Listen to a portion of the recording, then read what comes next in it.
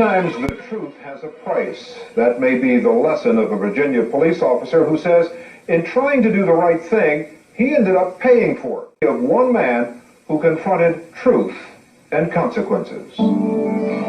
This is the Truth and Consequences podcast with Doug Poppa. From Las Vegas, Nevada, this is episode 69 for Wednesday, November 3rd, 2021. This is another exclusive news story. The Las Vegas Metropolitan Police Department Internal Affairs Bureau has been busy the past few months. This one that hasn't made it to the local media yet. Back in early September, Northwest Area Command Patrol Detective Michael S. Carroll, spelled C-A-R-R-A-L, apparently went home after his shift and got drunk, according to police sources. Nothing wrong with that so far. Nothing illegal about getting drunk in your own home. Problem was, Carroll, who was married, didn't stay home. He left and, from what I was told, drove back to the Northwest Area Command, where he then picked up and drove off in an unmarked police vehicle. Carroll then made contact with a female acquaintance and then engaged in sexual activity with her inside the police vehicle. At some point during this physical activity that Carroll was engaging in with his female companion inside the vehicle, the radio microphone was accidentally keyed up, which broadcasted some unwanted radio traffic over the air. The communications center heard the unwanted radio traffic and, not sure what was going on, started a radio roll call of the units assigned to the Northwest Area Command for safety reasons, with no luck, from what I was told. Detective Carroll, who was probably not the brightest bulb in the socket, no pun intended, obviously didn't know his activity inside the vehicle was being transmitted. Once the radio microphone was keyed up, the communications center can determine, through data transmitted through the radio, the exact vehicle that the radio is installed in. At some point, I was told they discovered the vehicle was missing from the Northwest Area Command, not logged out to anyone. A long story short, the police finally caught Detective Carroll, I was told, when he drove back to the command to return the vehicle, and then arrested him. According to information I obtained, on September 3rd, 2021, Michael Sanchez Carroll, 37, was booked into the Clark County Detention Center for driving under the influence. On Monday, I sent a media request to the Las Vegas Metro Police Public Information Office and inquired about the status of Detective Carroll. On Tuesday, I was informed by the PIO that Carroll is temporarily assigned to the LVMPD Records Bureau. They advised the jurisdiction of the incident is Las Vegas Municipal Court, which means the offense occurred within the jurisdiction of the city of Las Vegas. My request to the records section on Monday for the arrest information, booking photo, and police report for Carroll was denied. They stated it pertains to an open criminal investigation and that the LVMPD's interest in non-disclosure clearly outweighs the public's interest in access, and thus they are confidential and must be withheld. My concern at this point is this: was Carroll the one who sent that message to me that said I could not get the reports associated with his arrest? I don't know. Carroll was hired in 2009. Carroll's sexcapade in the police vehicle and the accidental radio transmission is not going to give him any distinction.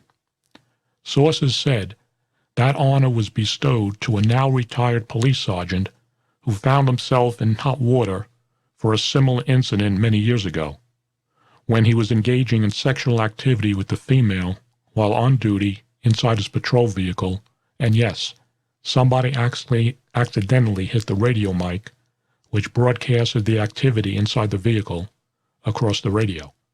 By the way, that retired sergeant recently threw his hat in the ring as a candidate for sheriff of Clark County in 2022.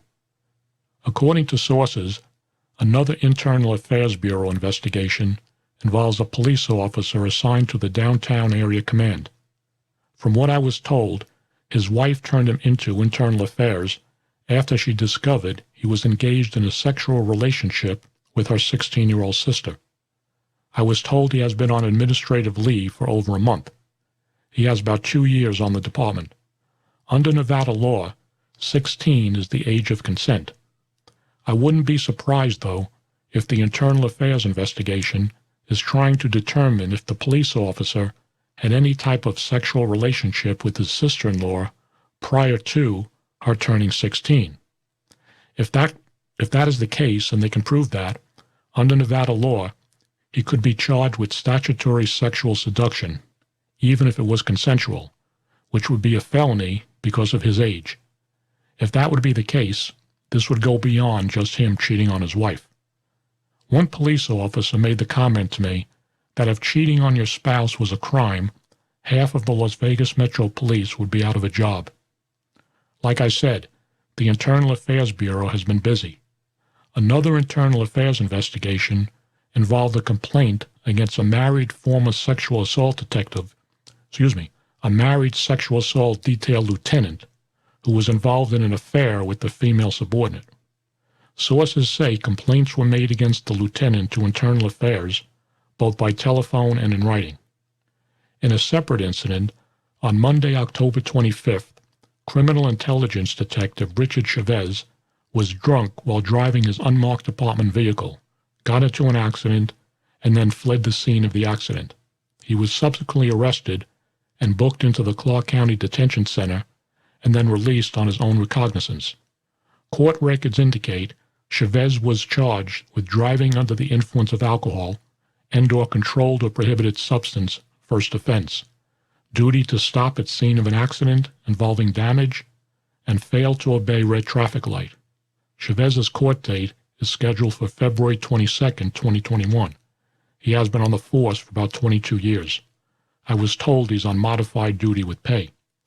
Sheriff Joe Lombardo, who runs the Las Vegas Metro Police and is a candidate for Nevada governor, wasted no time in releasing police body camera footage after Nevada Governor Steve Sisolak was involved in a fender bender on October 17th. Where is the body camera footage of Detective Chavez's arrest? It has not been released, and neither has his booking photo, which Metro has done in the past when other officers were arrested for the same offense. In the case of Detective Carroll, nothing was released to the media in his case at all. Maybe it will now that I just broke the story. Now my closing comments. According to police sources, 2 former sheriffs were involved in romantic relationships with their female subordinates that led to domestic violence incidents at their residences, which were covered up. I was told that the female subordinates involved were later promoted, moving up in rank.